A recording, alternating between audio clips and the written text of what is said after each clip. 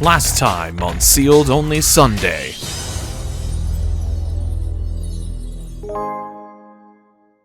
This thing looks awkwardly familiar. Look, I'll be honest, this kind of worked the way I thought it would. I mean, Cross-Dom and Desperado actually came in handy throughout the entire day and managed to out some things we normally wouldn't have been able to do.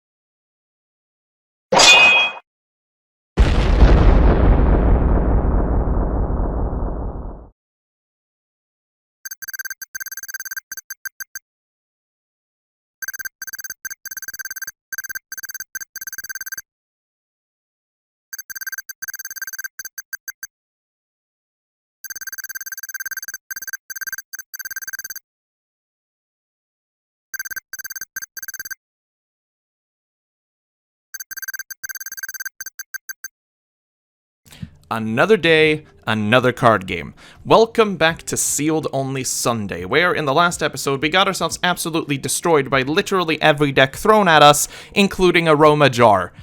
This is getting freaking silly at this point. We can't out an Aroma Jar. Oh boy. Okay. In this episode, we're going to start off by looking at my mail, because apparently, even in the virtual world, I can't escape the mailman. Let me just real quick get this open, and it's an empty piece of paper. Who the fuck sends me an empty piece of paper? Wait a moment. It's not empty. Pact of the... Oh, for fuck's sake. Right, this is the Pact of the Patrons. If I just flipped the paper around, it had instructions. Who would have guessed, right? The Pact of the Patrons is the way for supporters of my channel to interact directly with this series. Apparently, there is a multitude of things that they can do, but I'll never know until they happen. Great. For your information, the only thing this thing currently says is, "Where am I?" Which, ominous as hell, I'll give it that, but it doesn't actually tell me anything. I'll stuff this away into our stash of items for now, and when it becomes useful, you'll know.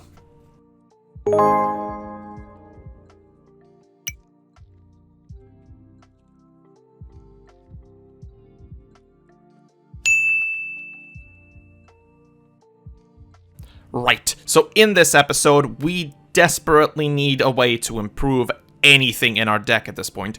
Last week, we ended up having nothing in the store that really made a dent into our strategy, going for, well, Magical Musketeers, which, albeit, did help a little bit, but not nearly as much as we had hoped. It was simply not enough of a core to actually do anything with it.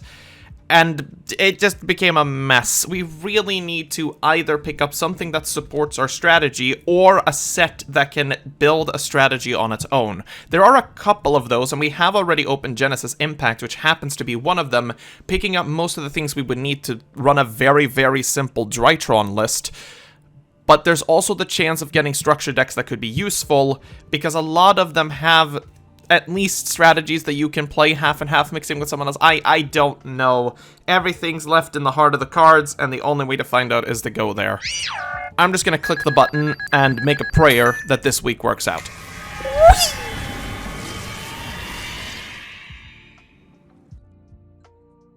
Welcome back for more cardboard, I see.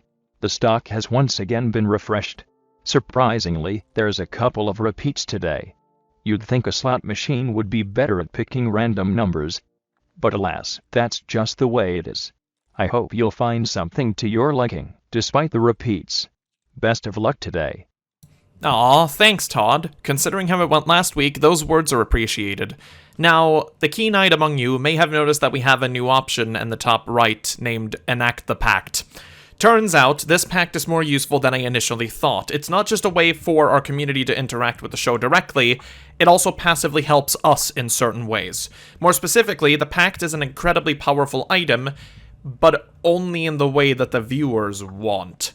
Let me explain that a little bit to make you understand. We can, at any point it is charged, enact the pact in order to follow the words of our supporters. Every week, they get to see the shop 1 week ahead of time, thanks to the fact that Todd is a little bit of an ass. He will show them the current shop for the week, and he will allow them to vote for the direction that the deck is taking. We can, at any point, enact the pact as long as it is charged, and have to follow the ways of our supporters. But if we do, we will receive some additional bonuses for listening to the people who pay my coffee. Simply put, we can either choose to do our own way, as we normally do, or follow the voice of the plenty and be rewarded for it. It's a bit interesting, considering I myself know what we have to do in case I choose to enact it. And this week, it's a bit of a mixed bag, because I'll be honest, the sets we have available are actually really good, and there is a lot of options. I hate having options. Let's just cover the options quickly now that we have the chance. Of course, Genesis Impact we have already seen, which hosts both Drytron and Life Twin, and the Nightmare Phoenix that we still don't have because we missed it in the second episode or first episode, I don't remember anymore. Then we have Pendulum Evolution, which is actually quite an interesting set, but it hosts almost nothing that we necessarily want to play. Again, the name is Pendulum Evolution. Pendulums don't really help us right now. Phantom Rage, on the other hand, we have had before, and we know it has some sick cards in it. The Tri-Brigades are all in there. We got Zeus, probably the best card we could possibly get, but it has such a high rarity that it's probably off the table for us, let's be honest.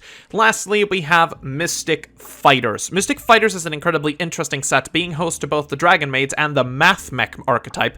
Math Mech being the one that could potentially help us swing things. If you've noticed, we lack a very good normal summon in the deck currently, because our only real normal summon is either the Machina Gear Frame, which arguably is probably the best one as it searches out any Machina for us, but that's not really a lot. After that, the best we can do with it is basically equip it to any other Machina, hoping we can special summon it to protect it, and that's about it. We don't have anything other than that. The Math Mechs could potentially allow us to create some combo game if we have a grand staple of them, as well as their Exceed monsters are actually pretty good. Lamberiton, I believe the name is the best one. I don't remember, but you'll see it on screen. I don't have it up at the moment, but you can do multiple materials with it. When you make it, you can, like, draw cards and do stuff. It's pretty decent. It's also a really good card in general in case we get to strengthen that archetype. Then, of course, as our promotional products this time, we have Maximum Gold for the first time, which we unfortunately cannot afford, but that set would have been great. And then, what I'm probably looking at the most, Cyber Dragon Revolution. Cyber Dragon Revolution is a very, very bad structure deck, don't get me wrong. It's not great. It's literally playing Cyber Dragons without Infinity, which is the best payoff for playing that deck. But it includes so many machine support cards that, oh, it could just be good to have. Just being able to have more cards than Machinas like the Cyber Dragons themselves is incredible. But it's just not great. Like, trying to get them is going to be the hardest point because half of the cards in that pile are not useful. But it does open the door to getting more Cyber Dragons at the end of the day, which might just be enough to warrant the purchase. However, of course, we have the Pact enabled now, so you know what I'm going to do? Something we can do with this Pact is do this, bleepity bloppity bloop, and there you go. What you're currently seeing on screen, marked by the Pact itself, is the community's choice for this week. The community wants us to go into Mystic Fighters.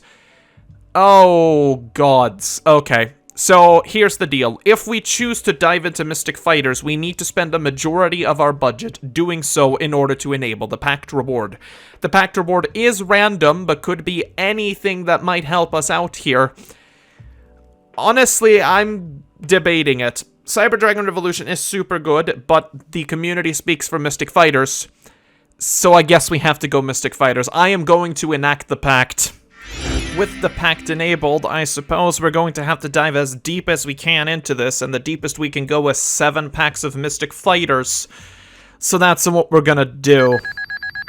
So how does this thing actually work? Oh.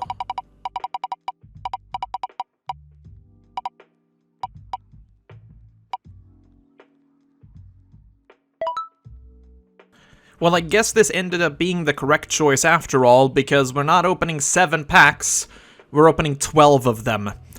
I don't have any complaints here, so let's just head on over to the pack opener and wish for the best, I guess.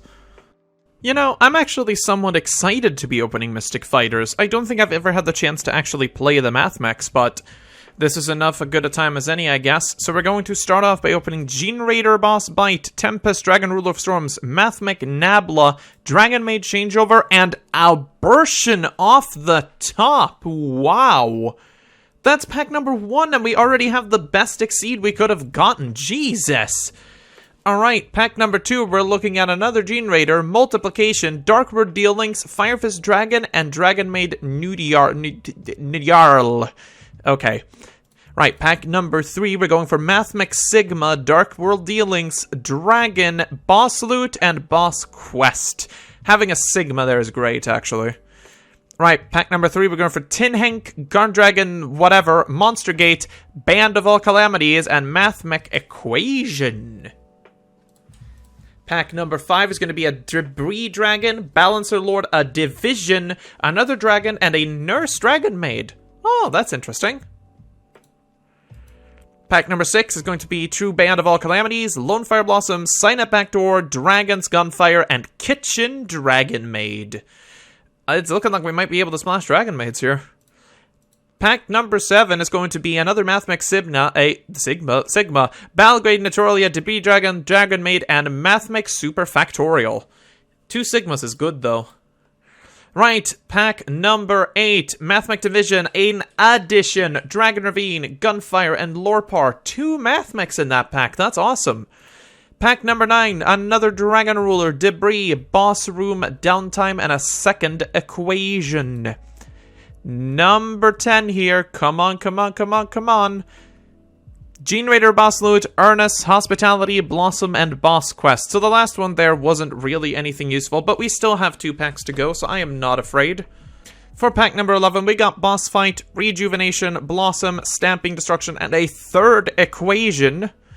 And for the last pack, we got ourselves the Guard Dragon, whatever, Dragon Ravine, Super Rejuve, Darkward Dealings, and a second Kitchen Dragon Maid. To be honest, I'm not entirely mad about this, because we did get a lot of Mathmech cards, including their Exceed, meaning we actually have a play to make with them, and these guys are very consistent, albeit when you have all of them, but I think this might actually be a step in a good direction. We'll see what we can do about it. Welcome back. We almost thought you forgot about us. The challenge board has been updated. The rewards are different, too. Best of luck.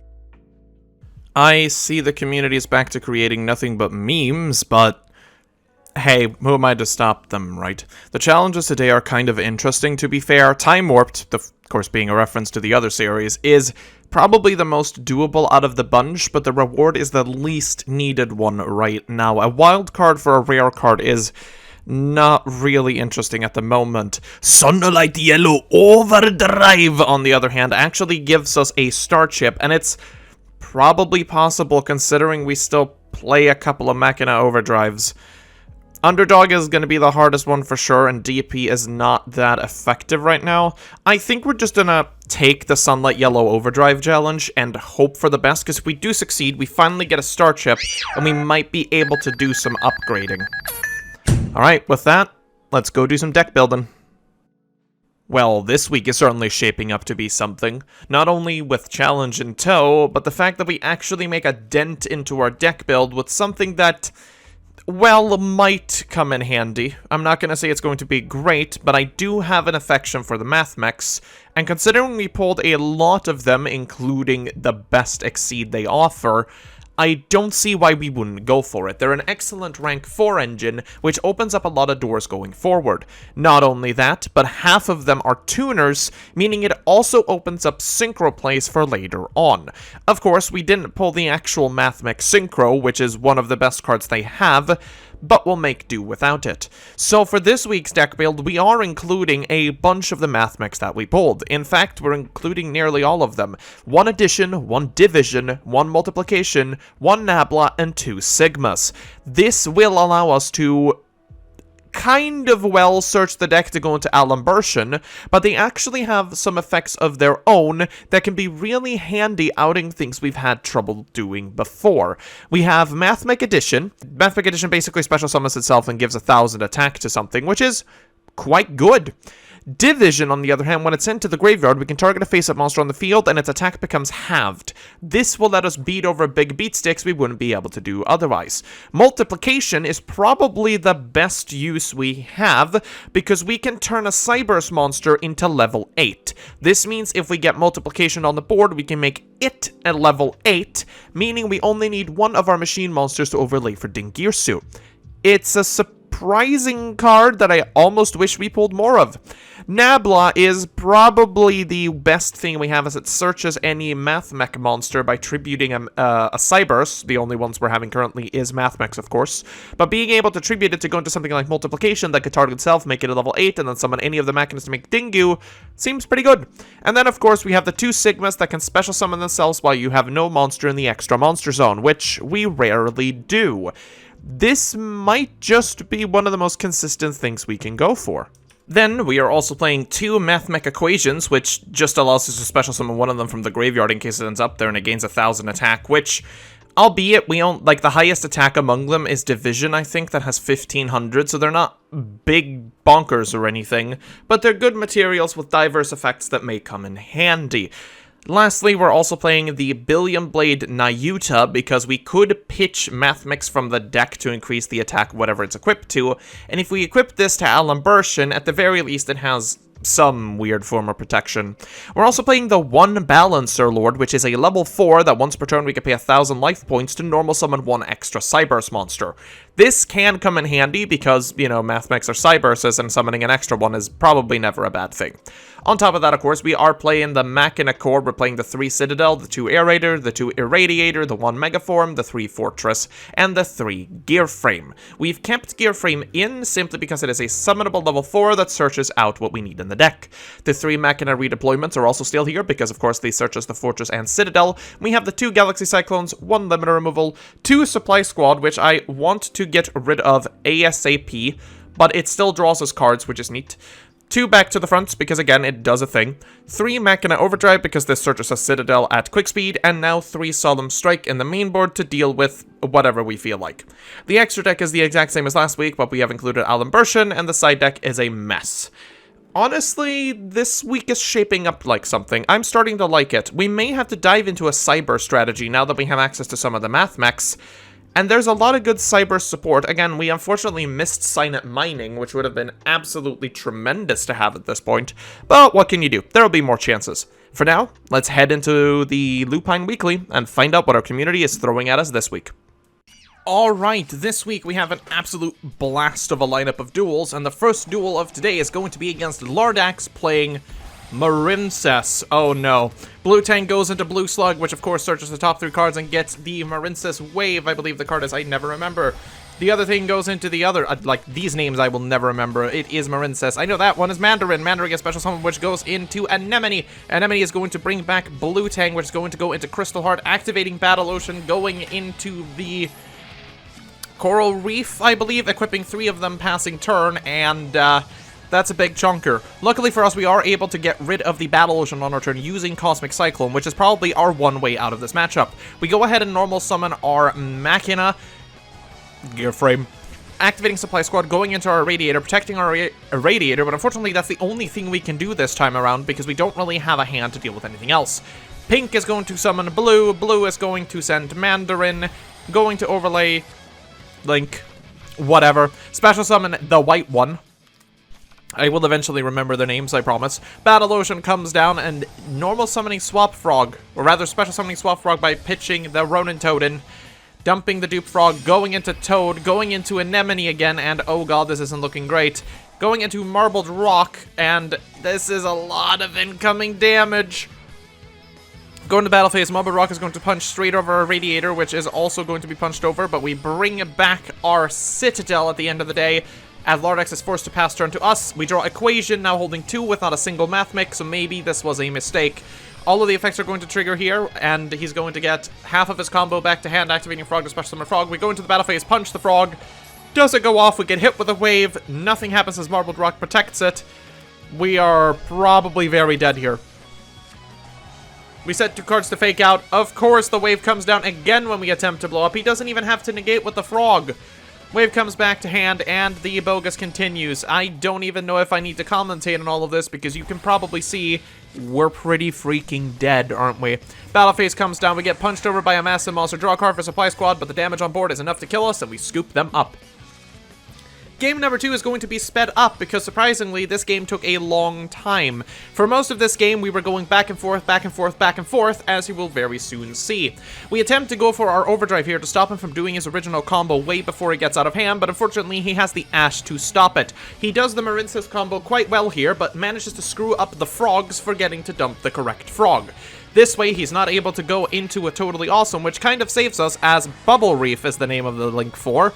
Comes down, still manages to break our fortress, unfortunately, but we do get rid of Battle Ocean. We draw a redeployment for turn, which we use. We use Jisekiru to go over his super-equipped monster, but we're forced to put 2 monsters in defense position and pass turn.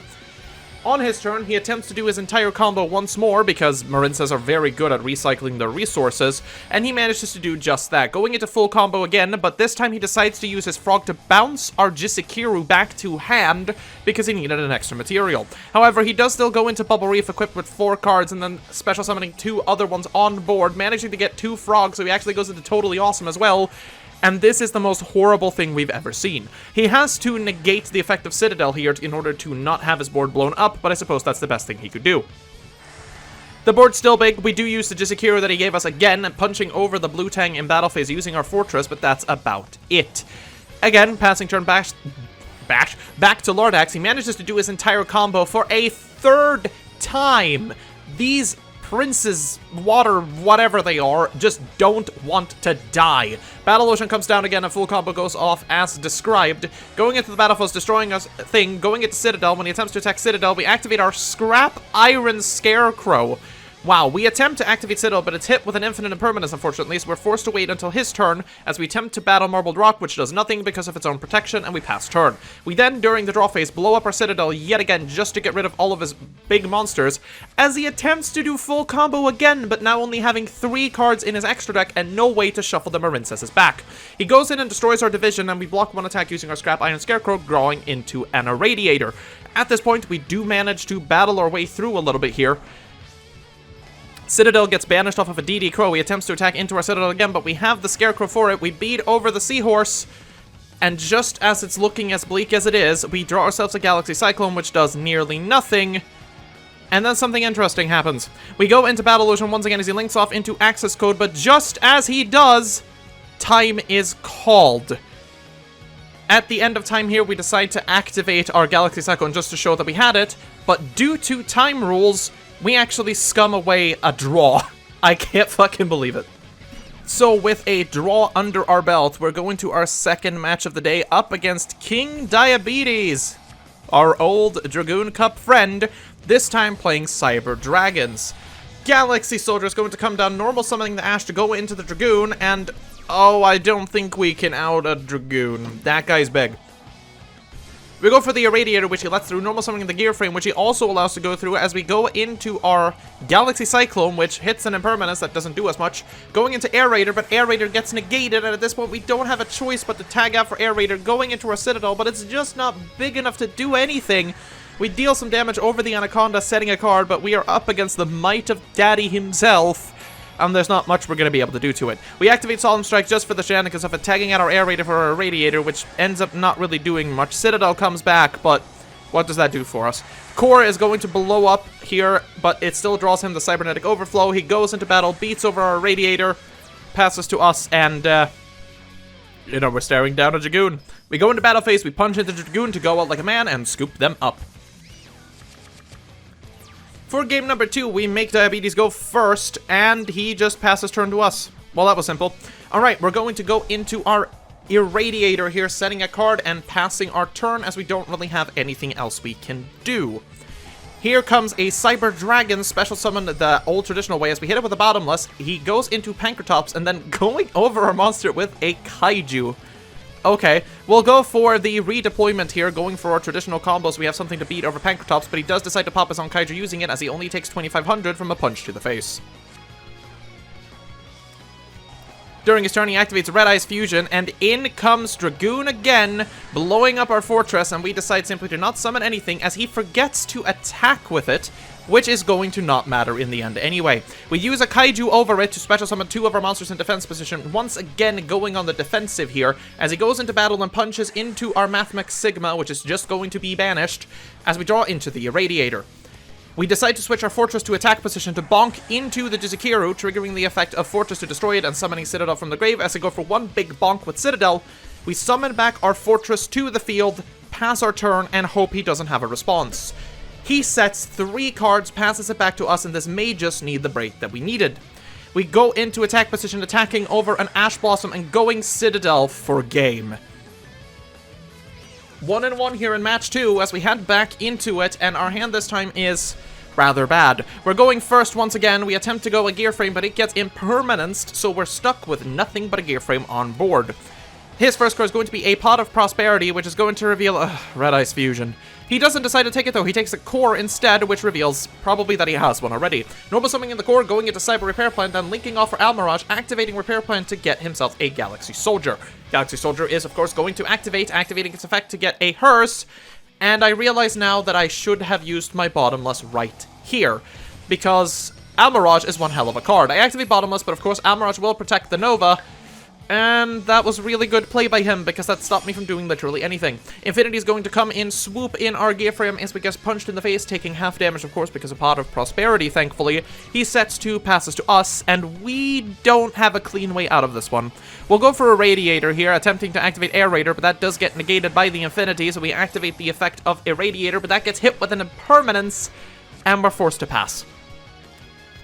From his hand, he normal summons an Ash Blossom, going into the Predaplant Verte Anaconda, and we know exactly, okay, he avoids the Dragoon once again, going for the Cyber, Rampage Dragon, whatever it is.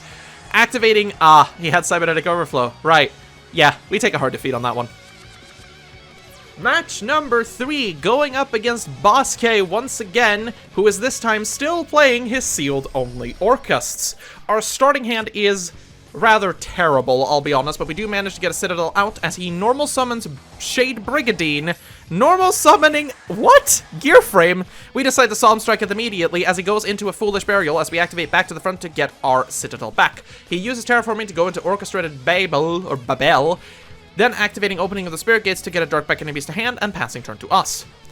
It's looking okay at this point. We'll activate Sigma effect to simply special summon it to the field to punch over the Shade Brigadine, dealing a clean 5,500 points of damage and passing turn, hoping that he doesn't really have a follow-up to it.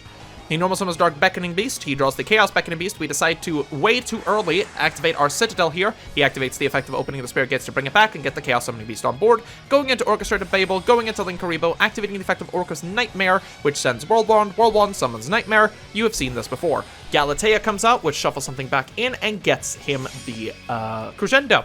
He then goes into Dingirsu, getting rid of our Citadel, punching over our Sigma, punching us in the face, and he is once again in control of the board. Galatea comes down, and we're now in a tough position as we draw Limiter Removal for turn.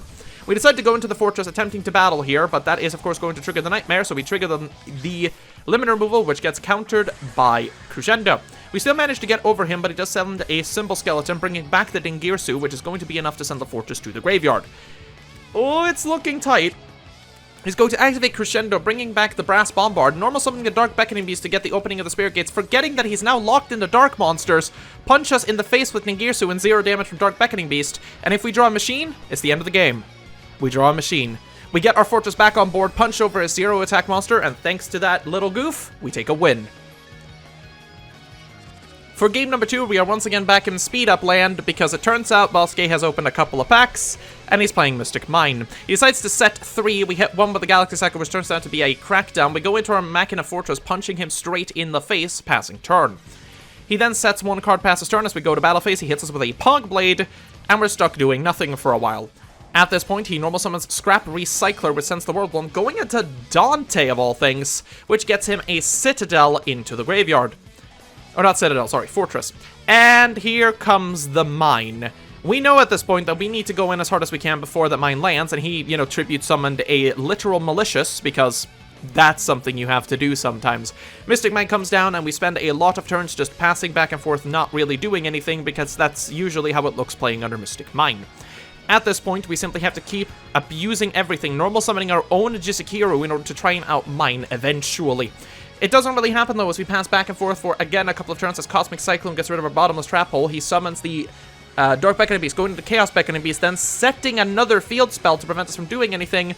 And to summarize very quickly, we attempt to blow up and fail miserably. We crack down his, I don't think it's the Light Sword, I don't remember the name of it, but that card. He goes into the gear, so gets rid of our Crackdown, going into Orchestron at the end of the day, punching us for an absurd amount of damage. And our only way out now is to deal with everything on the board. We do have the Jisekiru for the big Orchestron, or whatever, big piano. We attempt to Nabla here to go into our own Dingirsu, but it fails miserably as we're forced to use another limiter removal to attempt to do as much damage as possible. We manage to summon both of our big boss monsters, but of course, Mystic Mine 2. This is very unfortunate, as now we're stuck just at the hands of Bosque, basically. But at this point, he's going to overextend incredibly far, going into his own Orchestron again, but now being stuck under his own Mystic Mine. We pass turn a couple of times once again, hoping that there's one way out of this, and that is to break the mine somehow. We will attempt to do so going into our Dingirsu, but we fail miserably as Air Raider is the last thing on our board thanks to a very well-timed negate. We blow up the Orchestatron thanks to the destruction of one of our machines, bringing Citadel back. He goes for the 1-for-1, bringing out Symbol Skeleton and Brass Bombard, going into Dingirsu, which destroys it again, but we can bring out Mega Form.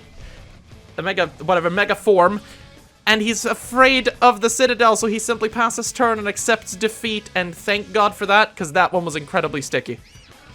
And for our last duel of today, it is a blast from the past as Zui has returned with the engines. 60 card engines, let's go. Our first couple of turns here go very uneventful. We simply set 3 and he sets 2. We activate our Cosmic Cyclone, which turns out, of course, to be the Elixir.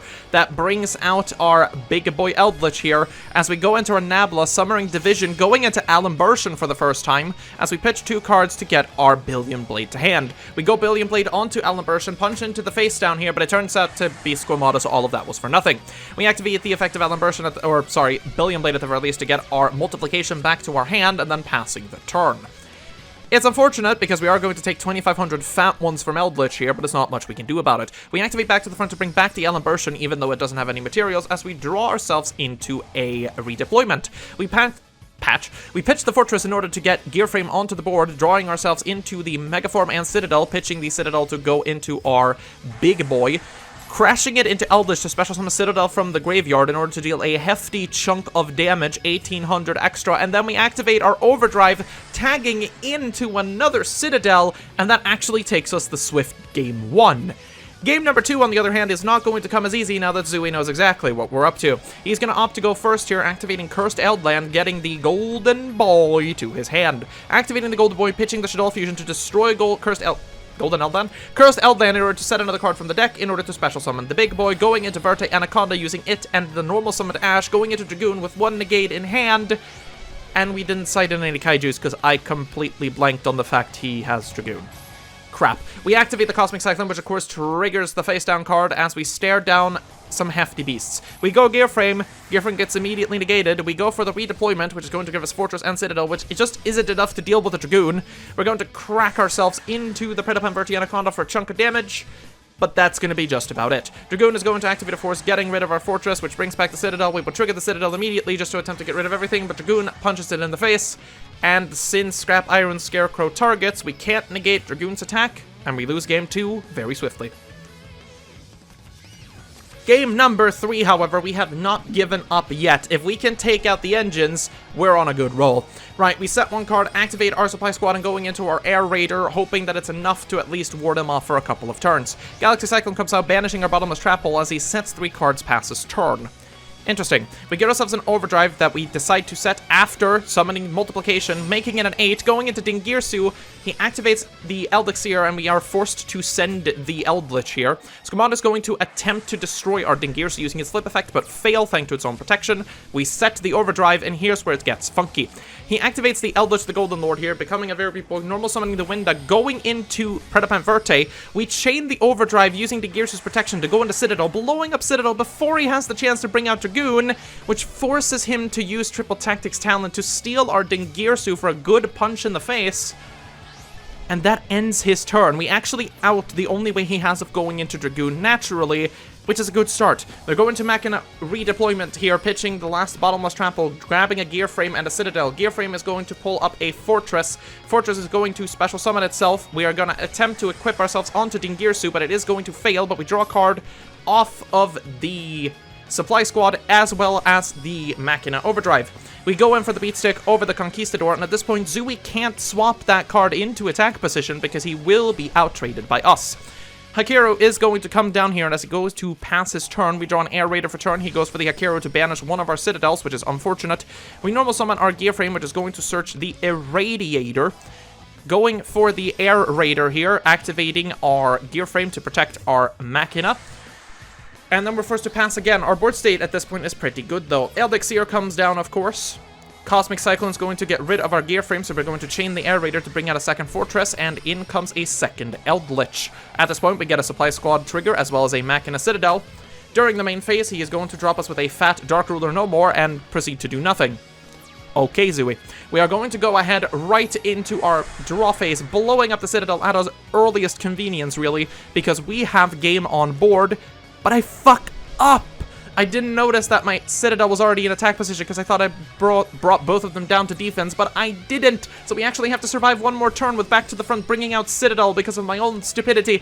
Eldritch comes back, but we Solemn Strike it, stopping it from coming out, and that is going to be just enough to beat the massive deck that is Engines. He attempts one final strike here, pitching Entis off of Dramatica Punishment, but that just brings out our Mega Form, which can beat in for game. Well, holy crap. That was an amazing display for this deck. I'll be honest, getting a 2-1-1 is far exceeding any expectations that I had. Considering this episode is already rather long, I'm just going to go ahead and keep this very short. As for our rewards this week, we earn an absolute metric amazing amount, accumulating up to 675 DP total.